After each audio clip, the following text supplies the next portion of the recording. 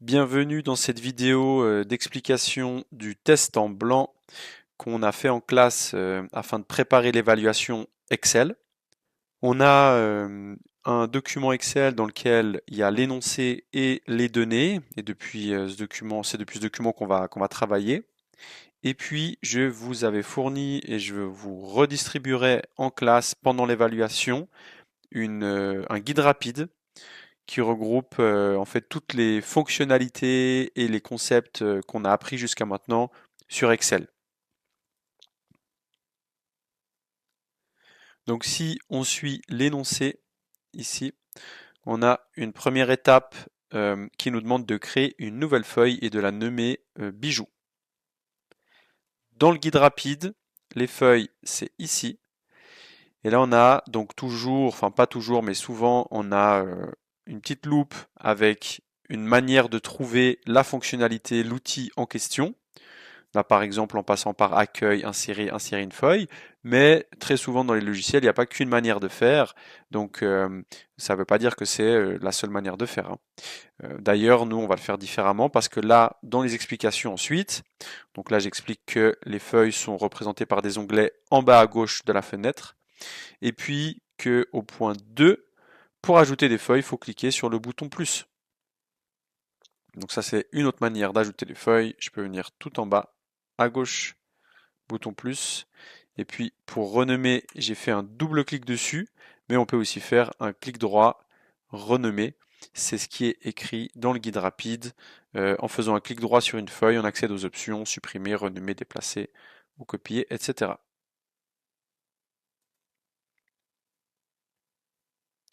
Au point 2 d'énoncé, il est demandé de déplacer le tableau des bijoux situé de D16 à K232 et de les coller en A1. Donc là, si on va en D16, alors une petite erreur, c'est des 17, hein, K232. Donc ça, bon, c'est des cellules, hein, des 17 K232. Et si on va dans le guide rapide, vous avez ici ben, la partie colonne, ligne et cellules qui explique qu'est-ce que sont chacun de ces éléments. Mais ça, c'est assez clair, je pense, pour vous. Et pour sélectionner et déplacer ces éléments, eh bien, il y a une autre partie qui serait celle-ci là. Donc déplacer, non, pardon, copier-coller ou couper-coller des cellules. Donc là, il y a des explications avec les petites images qui l'accompagnent. Donc sélectionner une ou plusieurs cellules. Pour sélectionner les cellules, il faut maintenir le clic gauche enfoncé, etc. Et puis ensuite, on fait un clic droit pour couper ou copier. Et ensuite, clic droit à l'autre endroit où on veut coller. Donc je vais faire ma sélection. J'ai fait exprès de vous mettre pas mal de données. Et si jamais, pour faire des sélections rapides, vous pouvez utiliser les touches contrôle, maj et les flèches pour vous déplacer. Donc ça, si je me mets dans le coin en haut à gauche ou par exemple dans le coin en bas à gauche ou peu importe, si je fais contrôle maj et là je fais flèche droite, ça va jusqu'au bout de mes données à droite et puis maintenant flèche bas, ça va jusqu'au bout de mes données en bas. Je vais couper ces données. Quand c'est coupé, eh bien on a des traitillés autour pour la mise en surbrillance. Et je vais me mettre en A1 ici et coller avec le raccourci.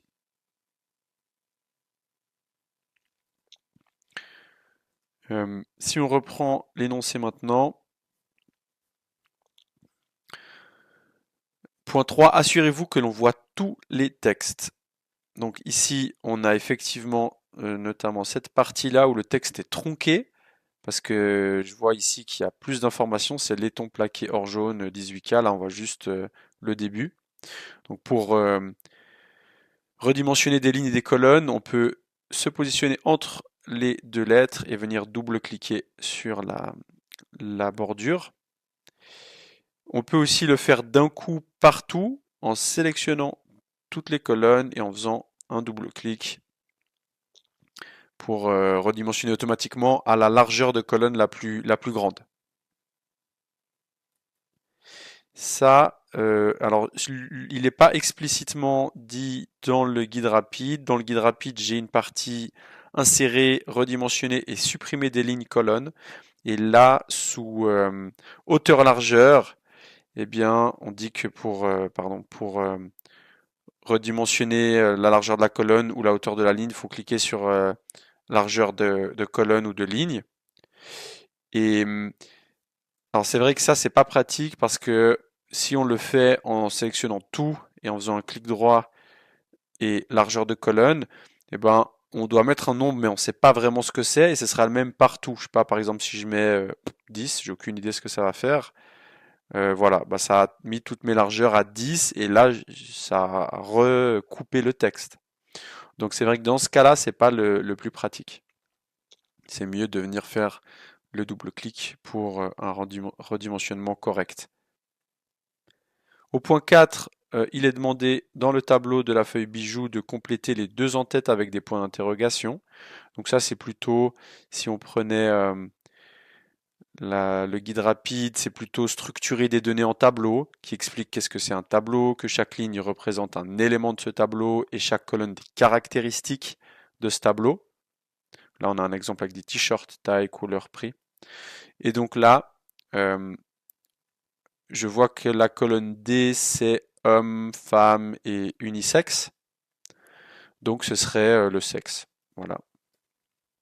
Et puis la colonne E, eh bien, c'est des matières ou des matériaux. Donc on peut mettre ouais, matière peut-être.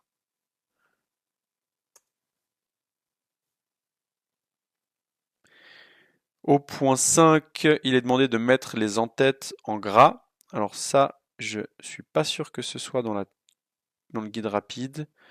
Non, je crois que je l'ai pas mis parce que je considérais que c'était assez basique.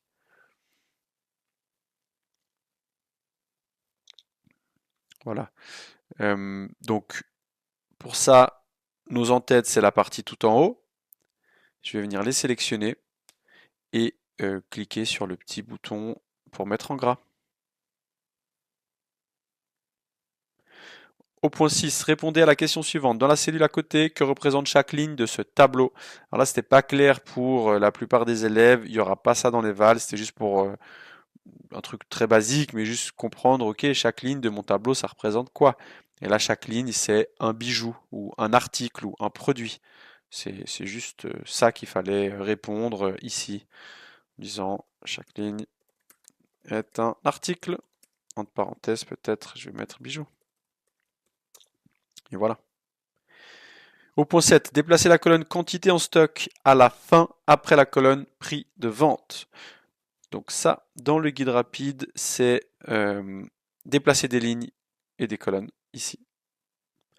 Donc on fait un clic droit sur le numéro de la ligne ou la lettre de la colonne, on sélectionne couper, en fait ensuite on fait un clic droit sur le numéro ou la lettre de la colonne de destination et on fait insérer les cellules coupées. Donc là, on a dit que c'était quantité à la fin après la colonne prix de vente. Donc quantité en stock, clic droit sur la lettre, couper. Et là, effectivement, alors je vais pas faire sur H, la destination c'est pas H, c'est I. Et quand on colle, ça insère automatiquement à gauche. Et là, ce qu'il va faire, c'est qu'il va décaler tout ce qu'il y a en H en G et mettre ce qu'il y a en I en fait en H. C'est un peu bizarre, mais voilà, c'est ça qui va se passer. Vu que j'ai coupé, ça il va enlever. Donc je fais un clic droit et je ne fais pas coller, mais bien insérer les cellules coupées pour que ce soit l'effet recherché. Donc j'ai bien quantité en stock maintenant qui s'est mis en H et prix de vente qui s'est décalé en G. Ajouter une colonne valeur totale au point 8.1. Ajouter une colonne valeur totale à la fin et calculer pour chaque ligne la valeur potentielle en multipliant la quantité en stock par le prix de vente. Donc là, on veut faire valeur totale. Je crois que c'est ça que j'ai noté. Voilà. Ici, on va multiplier le prix de vente par la quantité en stock. Ah bah voilà, c'est là. Les deux sont ici. Pour les calculs, dans le guide rapide, j'ai une partie ici. Calcul avec une formule. Donc là où c'est bien expliqué qu'il faut commencer avec un égal. Et puis, on a une partie notation A1, faire référence aux cellules. Donc comment on peut calculer, pas forcément en entrant des nombres à la main, mais en faisant référence aux cellules, avec les fameuses, la notation A1, donc A, B, C, D, etc., avec les numéros qui suivent. Et finalement, il y a cette partie recopier, généraliser une formule pour qu'on puisse appliquer ça partout. On va voir comment le faire. Là, dans ce cas-là, figer une référence, on n'en a pas besoin dans ce cas. Ok, donc je commence mon calcul, est égal ça multiplié par ça. Je valide avec la touche entrée. Et puis, je viens. Alors là, je peux cliquer, tirer. Ou je peux faire un double clic, c'est la même chose, juste que le double clic c'est plus pratique et puis ça va aller, alors là il faut que je le fasse à partir de là, pardon, jusqu'en bas de notre tableau. Ça évite de devoir descendre tout en bas à la main, ce qui peut être un peu embêtant quand on a beaucoup de valeurs.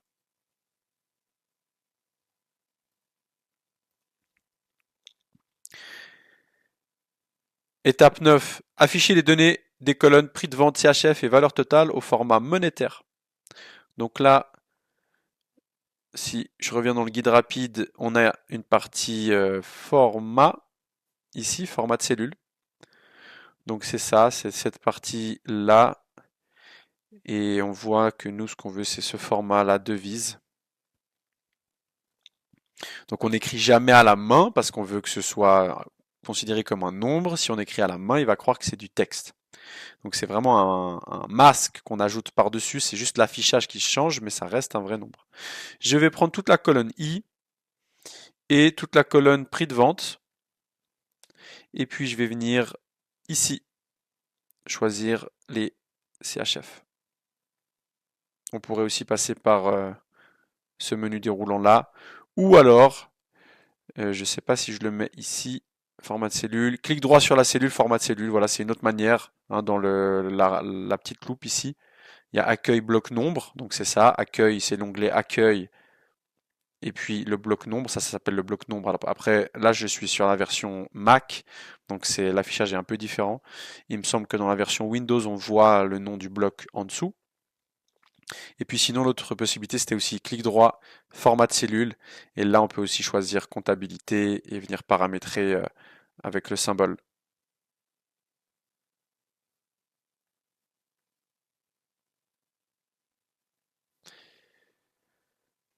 Au point 10, à l'aide d'une fonction, calculez le total des valeurs totales dans une cellule sous votre tableau. Et là, je mets bien laisser une ligne vide entre cette cellule et votre tableau. Il y a une erreur d'orthographe, laissez accent aigu. Ça devrait être EZ. Donc là, en gros, l'idée, c'est qu'on fasse le total des totales, quoi. Donc ça, c'est les valeurs totales. Et on va faire un total. Donc cette fois, l'opération, c'est une somme. Et je demande de se mettre une ligne en dessous. Pourquoi? Parce que ensuite, on va appliquer des filtres et on veut pas que... En fait, si on rajoute quelque chose là, qu'on ajoute des filtres, ce sera considéré comme un nouvel élément du tableau. Donc ce sera pris en compte dans nos filtres. Nous, on veut pas. Donc on va venir le mettre au moins avec une ligne d'écart et comme ça, il y a un saut et il ne le considérera pas dans notre tableau. Pour la somme, eh bien, j'ai une partie ici, en haut à droite, sur la fonction somme. Voilà. Et là, il y a même un exemple, est égal somme, K11 à K14. Donc ici, est égal somme. Je vais prendre celle tout en bas de mon côté, je vais faire mon fameux CTRL SHIFT O. Je ne veux pas prendre l'entête dedans, donc je vais juste faire un SHIFT bas. Ça désélectionne juste l'entête. Et je valide avec entrée. Si vous n'êtes pas à l'aise avec ça, vous faites juste une sélection. On peut tout à fait partir depuis le bas, hein. C'est le même principe que si on part depuis le haut. Je valide. Et puis on aurait pu aussi noter à la main, si on sait que c'est en I2, jusqu'à I217. J'ai oublié de faire la somme devant, pardon. Bon, on aurait pu tout à fait juste écrire à la main, comme ça, sans faire notre sélection. I2, 2 points, I217. Donc là, il fait pour nous le plus, hein, c'est comme si on avait fait ça, plus ça, plus ça, plus ça. Et ben, il a fait ça pour nous avec cette fonction qui nous simplifie la vie. Donc il y a pour 2 282 530 francs de valeur dans le stock. Au point 11, on nous demande d'ajouter des filtres aux données et de trouver combien de modèles de bagues dont la taille est 62. Donc là, on va ajouter des filtres aux données. Et pour ça, dans le guide rapide, il y a sur la deuxième page toute une partie dédiée aux filtres. Donc ici, pour créer un filtre, c'est écrit cliquez sur n'importe quelle cellule du tableau, allez sous accueil, trier, filtrer, filtrer. Une flèche grise apparaît à côté de chaque en-tête de colonne. Donc on clique sur n'importe quelle cellule de notre tableau. On va dans accueil, dans trier et filtrer, Il y a d'autres manières de faire, mais c'en est une. Et on voit qu'on a bien les flèches grises qui sont apparues partout sur toutes nos en-têtes. Alors c'est important de les avoir partout, même si apparemment maintenant ça pose plus de soucis. Mais bref, mieux vaut assurer ses arrières. Comme ça, il considère que bien toutes les colonnes font partie du tableau, et donc si on fait un tri sur une des colonnes, il prend bien en compte chaque colonne. Maintenant, c'était demandé de trier sur la taille de bague, donc c'est la colonne F, on vient cliquer sur la petite flèche, et là on peut venir faire notre filtre, pardon, filtrer, pas trier, taille 62. Donc là, si on reprend la feuille le guide rapide, cliquez sur une des flèches grises, les options de tri se situent en haut, les options de filtre en bas au point 6, donc ça c'est le point 6, donc tout ça c'est le filtre. Pour filtrer les valeurs, il faut sélectionner et désélectionner les valeurs souhaitées dans la liste. On peut aussi utiliser des conditions, etc., etc. Donc là, on peut mettre tout désélectionner et puis juste cocher 62. On peut aussi, plus rapidement, ça peut être pratique, je vais tout resélectionner là juste pour vous montrer. Si on écrit dans la recherche 62 et qu'on valide avec la touche entrée, il va automatiquement pour nous faire ce travail de décocher tout le reste et de cocher que 62. Maintenant, j'ai que les bagues dont la taille est 62, enfin en tout cas les bijoux dont la taille est 62. Et je peux compter les lignes. Alors, au lieu de les compter à la main, on peut les sélectionner et utiliser ce qu'on appelle la calculatrice automatique tout en bas ici dans la barre d'état. Vous avez une calculatrice automatique qui vous dit le nombre de non vides. D'ailleurs, si on clique dessus, clic droit pardon dessus, on a d'autres informations qu'on peut venir afficher, le minimum, le maximum, etc. Donc là, il me dit que j'ai 11 non vides. Et si je reviens ici, si jamais sur la toute dernière page, tout en bas à droite, eh bien il y a voilà, la calculatrice automatique ici. Donc, on a 11 éléments. Donc là, je viendrai les inscrire ici. 11, voilà. Au point 12, ajoutez les filtres à vos données. Voilà, ça c'est bon. Remettez vos filtres à 0 sans les supprimer. Ajoutez une colonne alerte tout à la fin de cette colonne pour chaque ligne. Utilisez une fonction si afin d'afficher vide si les stocks sont à 0 et OK si les stocks sont plus grands que 0. Alors juste pour le point 12, remettre les filtres à 0, ça veut dire quoi? Ça veut pas dire les enlever complètement, ça veut dire aller dans le filtre qui est actif, hein, c'est celui qui a le petit entonnoir dessus là. Et lui, on va venir euh, tout sélectionner de nouveau pour avoir tous nos items. Ça, c'est ce que j'appelle remettre les filtres à 0. Finalement, on va faire une fonction si. Donc ici, on va appeler ça alerte, une colonne alerte. Et ce qu'on veut faire, c'est tester nos stocks. Donc là, on a dans le guide rapide la fonction si ici en haut. Voilà. Et puis en dessous, la fonction si imbriquée. Mais là, c'est pas ce qui est demandé. Là, on a besoin que de la fonction si. On peut s'aider bien sûr de ce modèle, de cet exemple qui est une comparaison de score de joueurs. Mais nous, on ne veut pas se comparer de score, on veut comparer, pardon, la quantité en stock. Donc voilà, je vais faire si, je valide la fonction si, soit avec la touche tab, soit en double-cliquant dessus. Je sélectionne la quantité en stock et je vais tester est-ce qu'elle est plus grande que 0 par exemple. Si elle est plus grande que 0, point virgule, je mets entre guillemets, parce que si on met du texte dans une fonction, il faut mettre des guillemets, et ben je vais écrire stock OK, ou je sais plus ce qui était demandé, mais voilà. Sinon, point virgule, entre guillemets, vide. Je ferme les guillemets, je ferme la parenthèse, je valide, et j'ai ma fonction. Je vais juste voir si c'était bien ce que j'avais demandé. Alerte, vide et OK. Ouais, non, à la place de stock OK, on voulait juste OK. Voilà. Okay. Est-ce que ça fonctionne? Alors je vais tester. On est au-dessus de 0, ça écrit OK. Si on est à 0, ça écrit bien stock vide. Si on est en dessous de 0, ce qui ne devrait pas arriver, mais si on est à moins 1, ça écrit bien stock vide. Donc tout ce qui est plus petit que 0, ça met stock vide. Vide, pardon. Et sinon, si on est au-dessus, c'est OK. Donc là, ça fonctionne comme ça. On aurait pu dire aussi si H2, hein, si je fais une réflexion différente, si H2 est égal à 0, alors cette fois, on est vide. Sinon, on est OK. C'est l'inverse. Ça fonctionne aussi.